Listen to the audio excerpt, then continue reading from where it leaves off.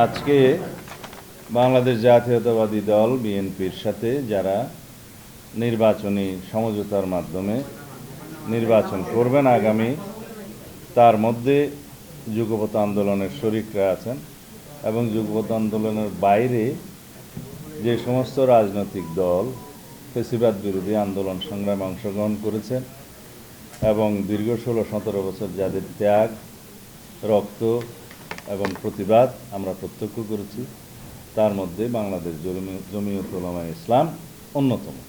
বাংলাদেশের ইসলামী দলগুলোর মধ্যে শীর্ষস্থানীয়। তাদের সাথে আমাদের একটি নির্বাচনী সমঝোতা হয়েছে। নির্বাচনী সমঝোতার ভিত্তিতে যে সমস্ত আসন তাদের সাথে আমাদের সমঝোতা হয়েছে, ওই আসনে বিএনপির কোনো প্রার্থী থাকবে না। সারা বাংলাদেশে অন্যান্য আসনে ওনাদের কোনো প্রার্থী থাকবে না। আমরা সেই সমঝোতার মধ্যে উপনীত হয়েছি এবং আমরা আগামী দিনের গণতান্ত্রিক উত্তরণে আমরা সম্মিলিতভাবে সেই নির্বাচনী বৈতরণী পার হওয়ার জন্য আমাদের আরও যাদের সাথে আসন সমঝোতা হয়েছে সেটা পরবর্তীতে আপনারা জানবেন, বৈঠকের মাধ্যমে হবে, মাননীয় মহাসচিব বলবেন।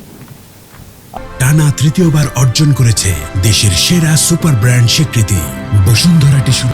আমরা আমাদের নীতি হিসেবে আগেই সংস্কার কমিশনের সাথে কাজ করার সময় এবং জাতীয় ঐক্যমত্য কমিশনের সাথে আলাপ আলোচনার সময় আপনারা যেটা জানতে পেরেছেন যে আমরা সংবিধানের প্রস্তাবনায় মহান আল্লাহর উপর আস্থা এবং বিশ্বাস পুনঃস্থাপন করব, যেটা শহীদ রাষ্ট্রপতি জিয়াউর রহমান পঞ্চম সংশোধনের মাধ্যমে অন্তর্ভুক্ত করেছিলেন, এবং কোরআন সুন্নাহ বিরোধী কোনো আইন আমরা করব না, সেটা আমরা অনেক আগেই ঘোষণা দিয়েছি।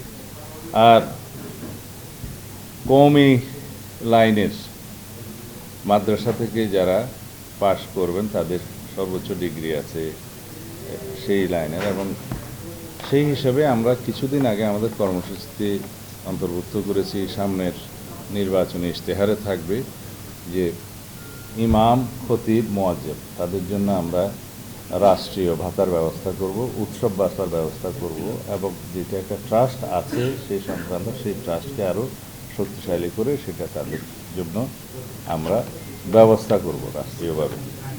এবং বিভিন্ন স্কুল, কলেজ, মাদ্রাসার ধর্ম শিক্ষক হিসাবে বিধি মোতাবেক নিয়োগের ক্ষেত্রে তাদের অগ্রাধিকার থাকবে অথবা বিবেচনা করা হবে। এগুলো আমরা আগেই বলেছি। বাকি সমস্ত আলাপ আলোচনা আপনারা জানেন, সেটা দীর্ঘ হবে, সেটা আমি এখানে উল্লেখ করতে চাই না।